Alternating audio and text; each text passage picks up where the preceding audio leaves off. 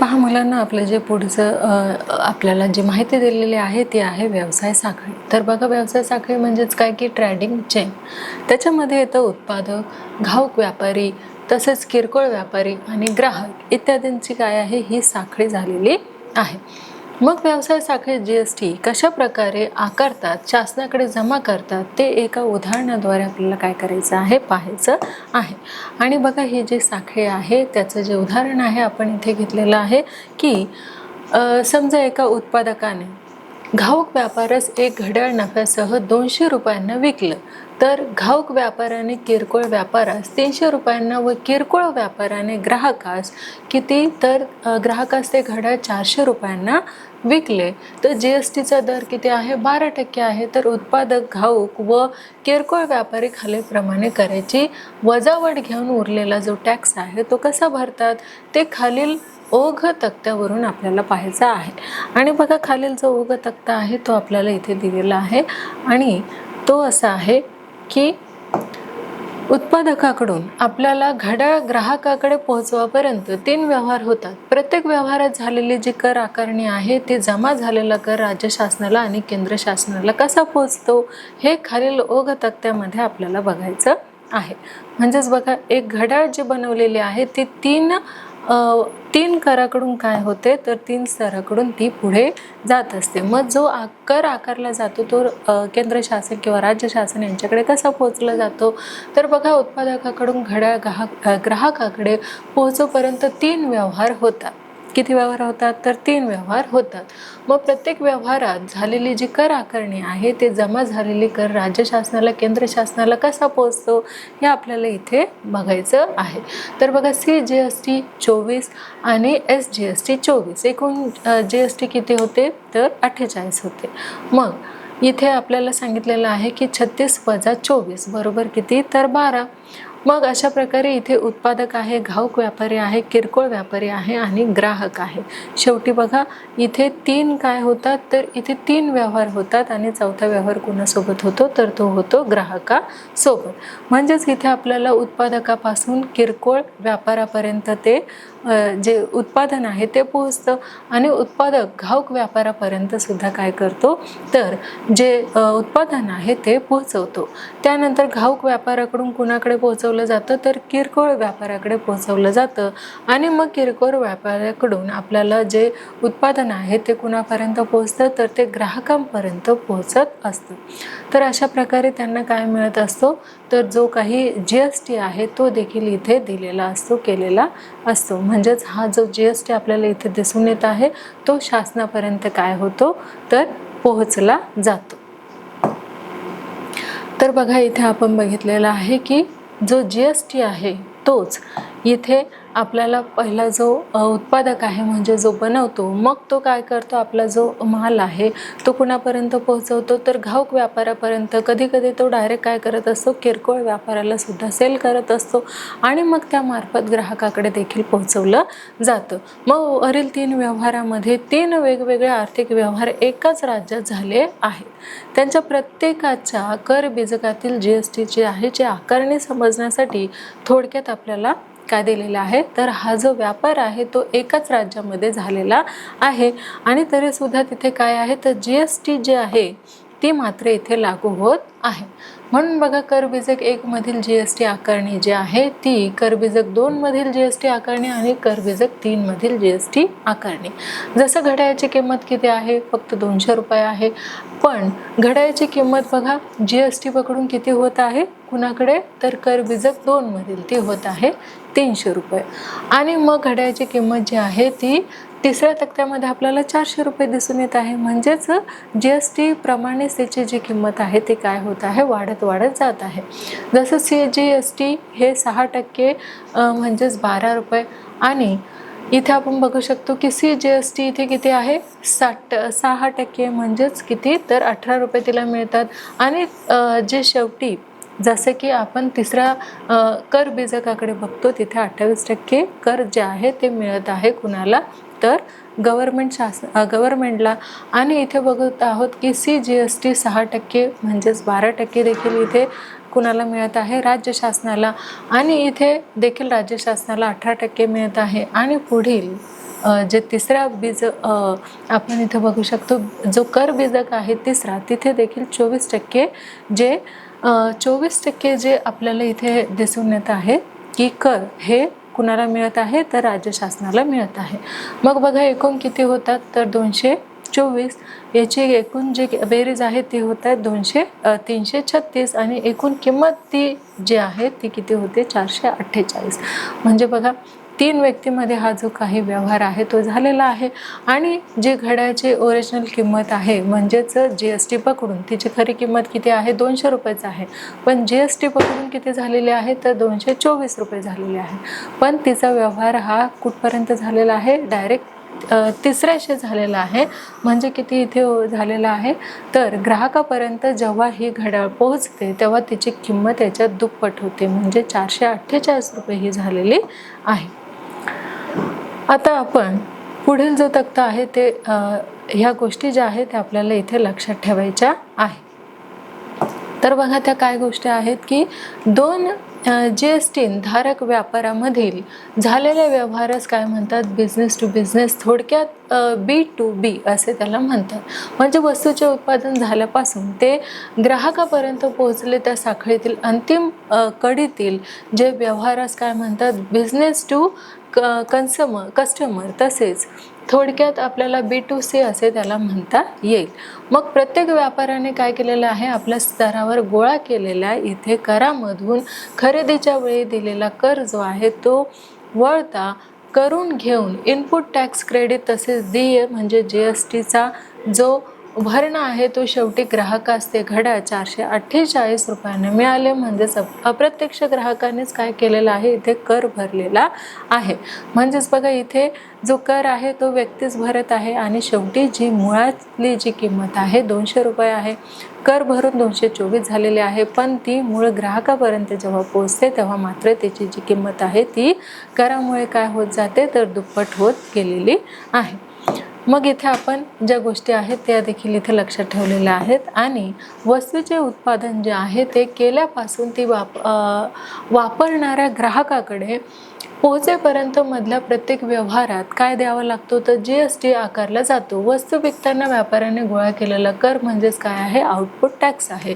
त्याच व्यापाऱ्याने वस्तू देखील वेळी दिसलेला कर म्हणजेच इनपुट टॅक्स हा व्यापारी त्याने गोळा केलेल्या करातून दिलेल्या कराची वजावट घेता त्याला इनपुट टॅक्स क्रेडिट जे आहे ते म्हटलं जातं. तर बघा एखादी वस्तू तयार होते तेव्हा मात्र तिची जी किंमत आहे ती कशी असते? ही रिजनेबल असते. पण ती ग्राहकापर्यंत पोहोचेपर्यंत काय होतं? तर त्याची जी किंमत आहे ती मात्र वाढत जाते GST ॲड होऊन त्याच्यामध्ये.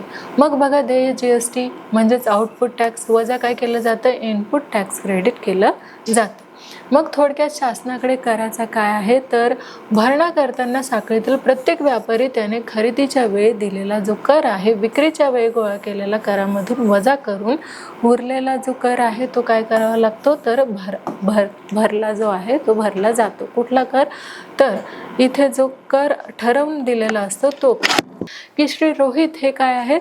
तर किरकोळ व्यापारी आहेत. त्यांनी वस्तूच्या खरेदीच्या वेळी काय केलेलं आहे? तर 6,500 रुपये GSTला दिली व विक्री जी आहे ती करून 8,000 रुपये GST गोळा केला. तर पहिलं इनपुट टॅक्स व आउटपुट टॅक्स आणि श्री रोहित यांना इनपुट टॅक्स क्रेडिट किती रुपये मिळेल? आणि जो तिसरा प्रश्न आहे तो आहे त्यांनी देय असलेला जो GST आहे तो काढायचा आहे. आणि चौथं केंद्राचा व राज्य शासनाचा जो कर आहे देय कर आहे तो आपल्याला काढायचा आहे.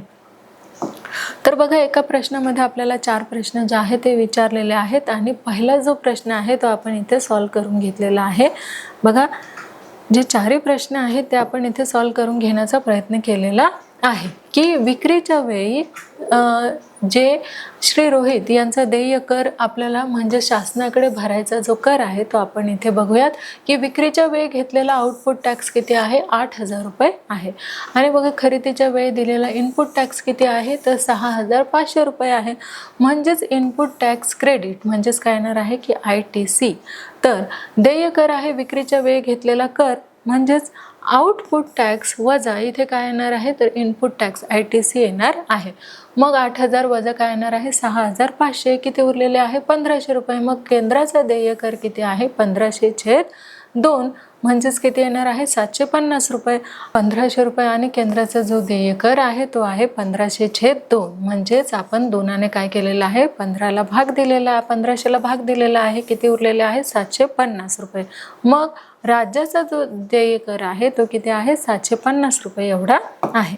आता पुढील देखील जे उदाहरण आहे ते आपण इथे पाहणार आहोत आणि ते असं आहे की मेसर्स जय केमिकल्सने काय केलेलं आहे 8,000 रुपयांचा करपात्र किमतीचा लिक्विड सोप खरेदी केला व ग्राहकाला तो 10,000 रुपये या करपात्र किमतीला विकला. GSTचा दर 18% आहे. तर मेसर्स जय केमिकलच्या केंद्राचा देयकर व राज्याचा देयकर जो आहे तो आपल्याला काढायचा आहे. म्हणजे इथे आपल्याला काय करायचं आहे तर राज्य शासनाला आणि जो केंद्र शासनाला दिलेला जो कर आहे तो आपल्याला इथे काढून घ्यायचा आहे. म्हणून खरेदीच्या वेळी दिलेला जो कर होता तो बघा इनपुट टॅक्स म्हणजे 8,000 रुपये होता आणि 18% काय आहे GST आहे. म्हणून 18/100 गुणिले काय आहे 8,000 बरोबर किती तर 14,040 रुपये येणार आहे. मग जो ITC बरोबर किती आहे तर 14,040 रुपये आहे. तर आउटपुट टॅक्स बरोबर काय येणार आहे विक्रीच्या वेळी ग्राहकाकडून गोळा केलेला कर म्हणजेच 18/100 गुणिले काय आहे तर 10,000 रुपये आहे. मग 1,800 रुपये याचं उत्तर आपण काढलेलं आहे. तर इथे देय कर बरोबर काय आहे आउटपुट टॅक्स म्हणजेच काय आहे ITC. तर इथे आपण बघू शकतो की 1,800 वजा काय आहे 1440 बरोबर किती आलेला आहे 360 रुपये. मग जय केमिकल्स केंद्राचा जो देय कर आहे तो किती असणार आहे तर 180 रुपये आणि राज्याचा देय कर देखील किती असणार आहे साहजिकच आहे तो देखील 180 रुपये असणार आहे. आता जे तिसरं उदाहरण आहे ते आपण इथे घेतलेलं आहे की जय केमिकल्सने 8,000 रुपये काय केलेलं आहे करासह किंमत लिक्विड सोप खरेदी केला व ग्राहकाला तो 10,000 रुपयांना करासह किंमत विकला. तर जय केमिकलच्या देय केंद्राचा देय व राज्याचा देय कर जो आहे तो काढायचा आहे. येथे कराचा दर किती आहे तर 18% आहे. मग राज्याला आणि केंद्र शासनाला किती कर द्यावा लागलेला आहे ते आपण इथे काढून घेतलेलं आहे. तर बघा इथे वस्तूच्या ज्या किमती आहेत ते करासहित दिलेल्या आहेत ते ध्यानात आपल्याला घ्यायचं आहे. म्हणून वस्तूची करासह किंमत बरोबर काय आहे करपात्र किंमत अधिक काय आहे कर. मग लिक्विड सोपची करपात्र किंमत किती आहे 100 रुपये असेल तर करासह किंमत किती आहे 118 रुपये एवढी होते.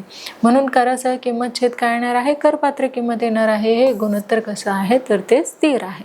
म्हणून 118 रुपये एकूण किमतीसाठी जर 100 रुपये करपात्र किंमत तर 8,000 रुपये एकूण किमतीसाठी X रुपये करपात्र किंमत आपण मानलेली आहे. म्हणून X छेद किती आलेला आहे 8,000 बरोबर 100 छेद किती आहे तर 118 एवढं आहे. मग आता बघा 118 आपण इथे घेतलेलं आहे. तर इथे X बरोबर काय येणार आहे मग तर 8,000 छेदस्थान येणार आहे 118 गुणिले किती येणार आहे 100 येणार आहे. मग बघा उत्तर किती आलेलं आहे तर 6,779.66 रुपये एवढा आलेला आहे. मग खरेदीच्या वेळी भरलेला जो GST होता तो बघा 8,000 वजा 6,779.66. मग इनपुट टॅक्स किती आहे तर 1,220.34 रुपये. मग ITC जो आहे तो 1,220.34 रुपये आहे. तर त्याचप्रमाणे 10,000 रुपये एकूण किमतीसाठी इथे Y रुपये करपात्र आपण किंमत मानलेली आहे. म्हणून Y छेद किती 10,000 रुपये बरोबर काय आहे तर 100/118 हे आहे. आता 100/118 हे आपण इथे घेतलेलं आहे. मग Y बरोबर किती येणार आहे तर Y बरोबर इथे तर 10 लाख छेद 118. मग त्याचं जे भागाकार आहे तो आपण इथे केलेला आहे तो आलेला आहे 8,474.58 रुपये आलेला आहे.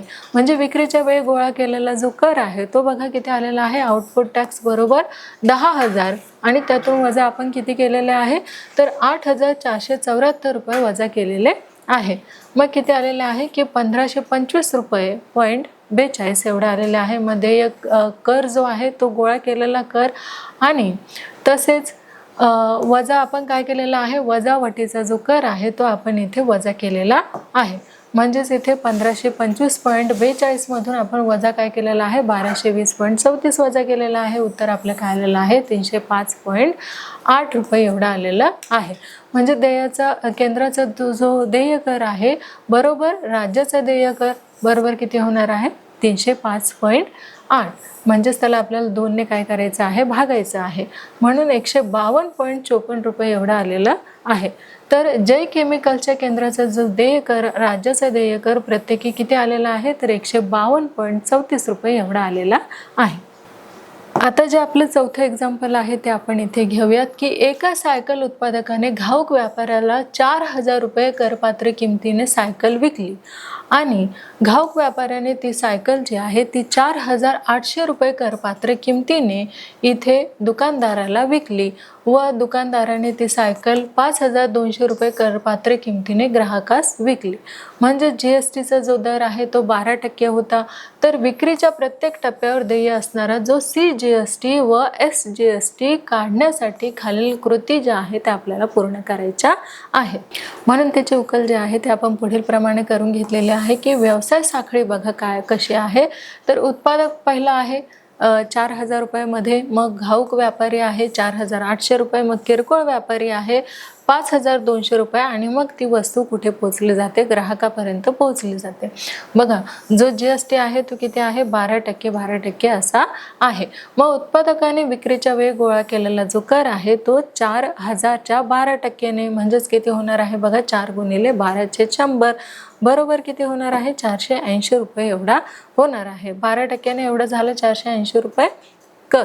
मग उत्पादकाचा देय कर किती 480 रुपये. मग घाऊक व्यापाऱ्याने विक्रीच्या वेळी गोळा केलेला कर बरोबर किती येणार आहे तर 4,800 जे 12%ने किती होतात 5,576 रुपये एवढे होतात.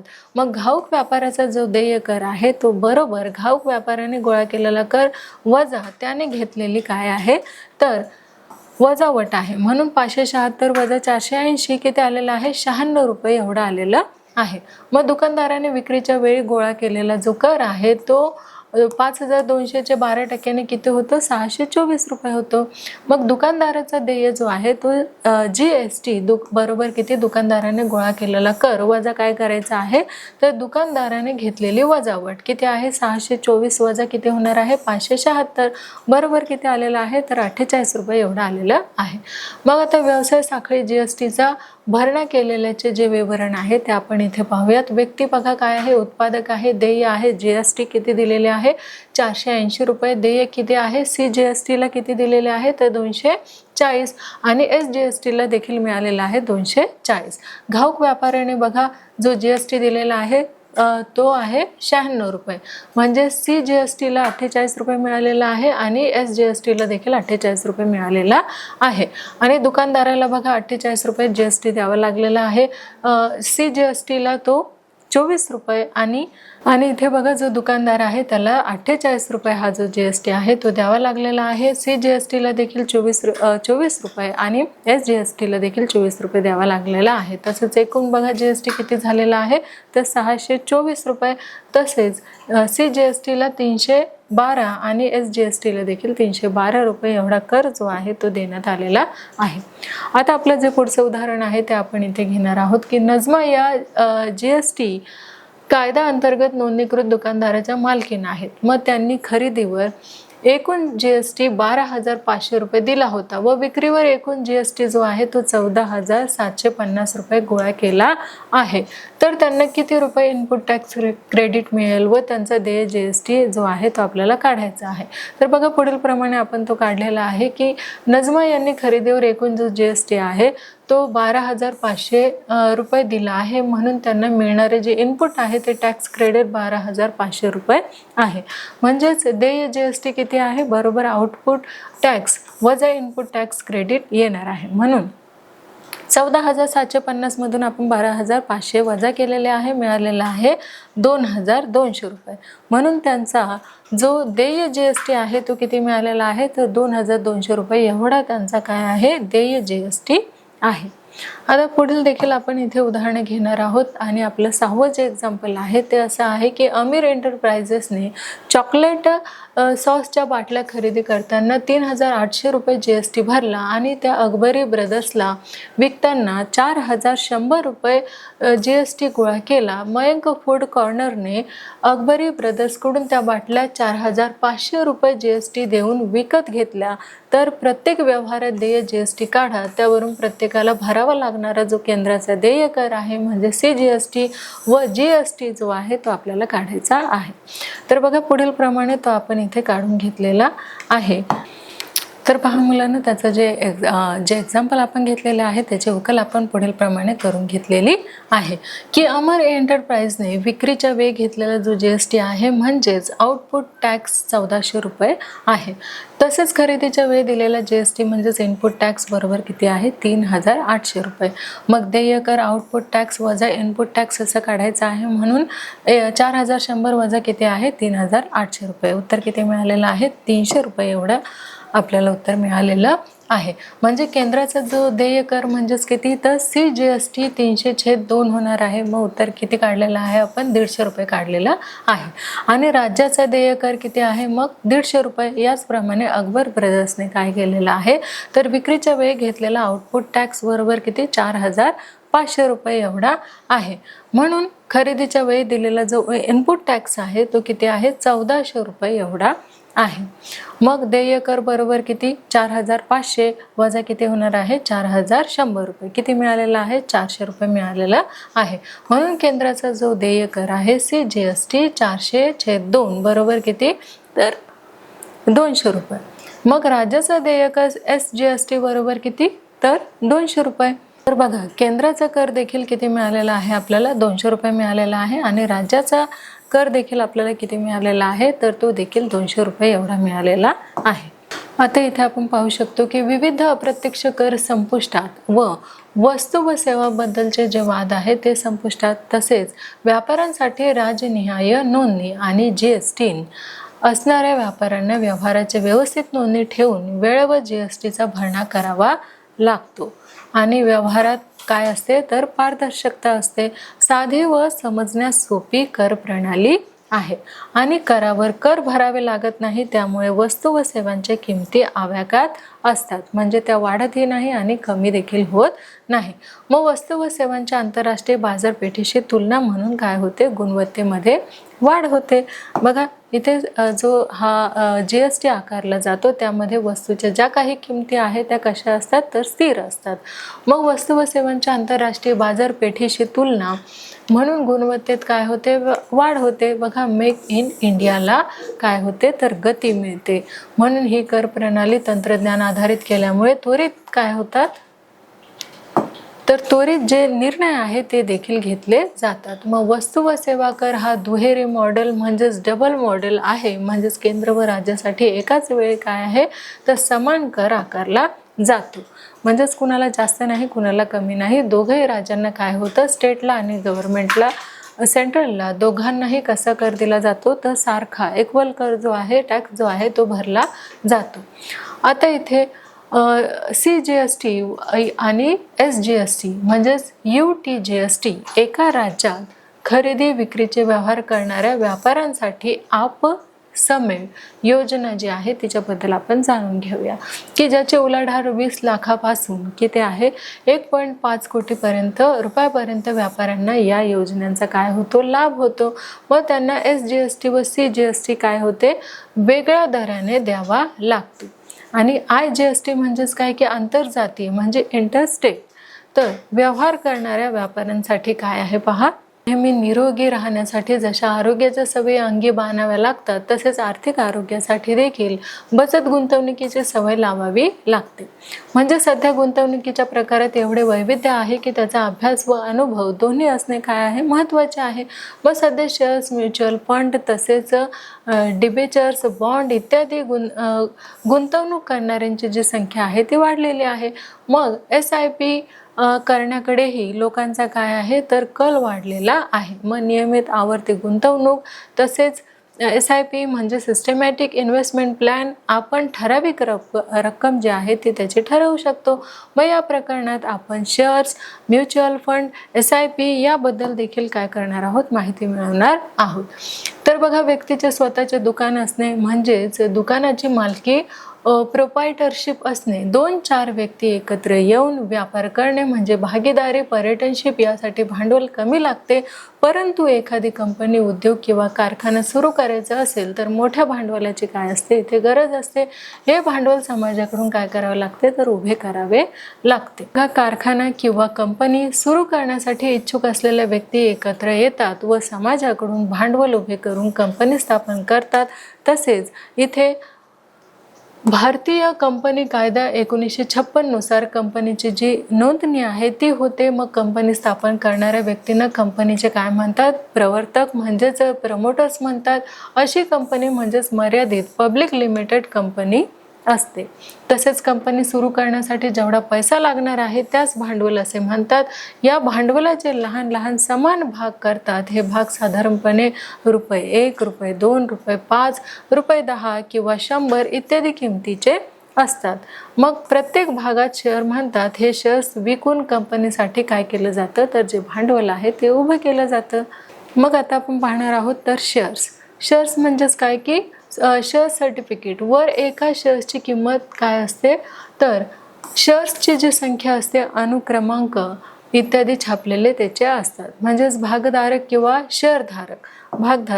शेअरधारक ते असतात. कंपनीचे शेअर किंवा विकत घेणारी व्यक्ती त्या कंपनीचे भागधारक म्हणजे शेअर्सधारक असतात.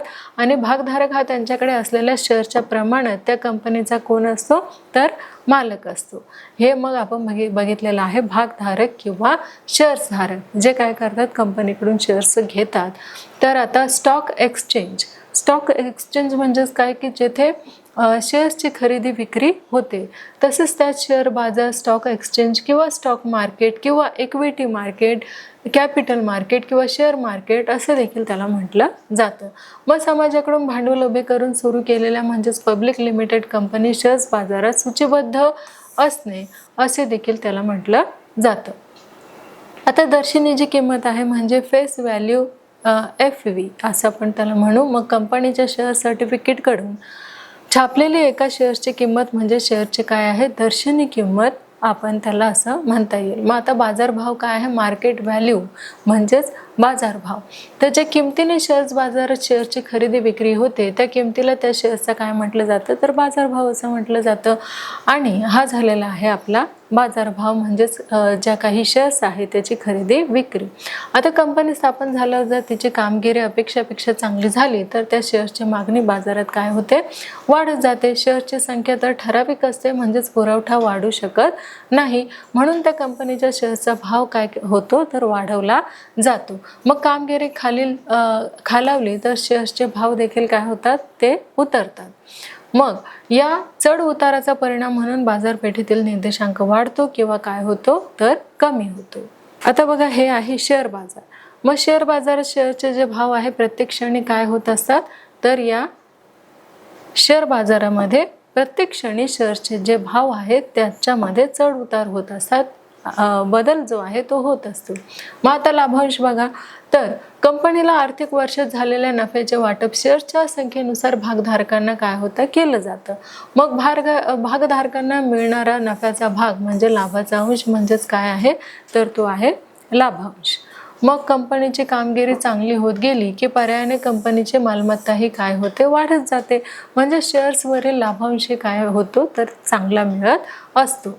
आणि शेअर्सधारकाला मिळालेल्या लाभांशावर आयकर भरावा लागत नाही. तर बघा, आपल्याला काय लक्षात ठेवायचं आहे की शेअर्सचा जो बाजारभाव कितीही कमी जास्त झाला असला तरी अखेर घोषित लाभांश हा नेहमी काय असतो, शेअर्सच्या संख्येच्या प्रमाणात दर्शनी किंवा किमतीवर तो मिळत असतो. म्हणजेच मुंबईतील मुंबई शेअर बाजार, बॉम्बे स्टॉक एक्सचेंज BSE व राष्ट्रीय शेअर बाजार नॅशनल स्टॉक एक्सचेंज म्हणजेच काय NSE हे भारतातील काय आहे, 2 मुख्य शेअर बाजार आहेत. तर आता दर्शनी किंमत व बाजारभाव यांची तुलना आपण इथे करणार आहोत. तर बघा, दर्शनी किंमत व बाजारभाव यांची जी तुलना आहे ते आपण इथे केलेली आहे की जर बाजारभाव दर्शनी किंमतच्या पेक्षा काय असेल, जास्त असेल तर तो शेअर्स अधिमूल्यावर काय असतो, तर त्या शेअर्सला काय म्हटलं जातं, तर मूल्य असं म्हटलं जातं.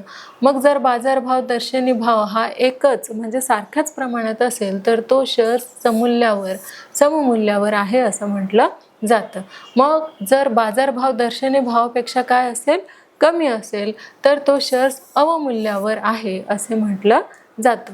या काही गोष्टी आहेत ज्या आपल्याला लक्षात ठेवायचं आहे आणि त्यासाठी काही उदाहरणं देखील दिलेले आहे की शेअर्सची दर्शनी किंमत ही किती आहे, 10 रुपये आहे व बाजारभाव 15 रुपये असेल तर हा जो शेअर्स आहे तो 15 वजा 10 म्हणजेच 5 रुपये अधोमूल्यावर म्हणजेच प्रीमियावर आहे असे आपण त्याला म्हणतो. मग दुसरं जे उदाहरण आहे, शेअरची दर्शनी किंमत किती आहे, 10 रुपये व बाजारभाव आहे 10 रुपये. मग शेअर 10 वजा 10 म्हणजे 0 म्हणजेच तो शेअर सममूल्यावर आहे असं समजलं जातं. जे तिसरं आहे ते देखील इथे आपण घेणार आहोत. आणि तिसरं जे उदाहरण आहे म्हणजे शेअरची जी दर्शनी किंमत आहे ते आहे 10 रुपये व बाजारभाव जो आहे तो आहे 7 रुपये म्हणजेच 10 वजा 7 बरोबर किती, 3. तर अवमूल्यावर आहे म्हणजेच तो डिस्काउंटवर आहे असं म्हटलं जातं. काय तर हा बाजारभाव. अशा प्रकारे ही जी माहिती आहे ते आपल्याला लक्षात ठेवायची आहे. आणि आता एकूण गुंतवणूक जे आहे ते आपण बघणार आहोत की शेअर्सच्या खरेदीसाठी लागलेली एकूण रक्कम म्हणजेच एकूण काय आहे, गुंतवणूक आहे. मग एकूण गुंतवणूक बरोबर काय येणार आहे, तर शेअर्सची संख्या गुणिले एका शेअर्सचा बाजारभाव हे येणार आहे. उदाहरणार्थ काय की 100 रुपये दर्शनी किंमत असलेला एक शेअर 120 रुपये भावाने खरेदी केला तर असे 50 शेअर्स घेण्यासाठी किती रुपये गुंतवणूक करावी लागेल. तर याचे उकल जे आहे आपण पुढील प्रमाणे करून घेतलेले आहे की गुंतवणूक बरोबर काय आहे, शेअर्सची संख्या गुणिले एका शेअर्सचा काय आहे, तर बाजारभाव म्हणजेच 50 गुणिले किती आणणार आहे, तर 120. त्याचा गुणाकार केलेला आहे 6000 रुपये एवढा आलेला आहे.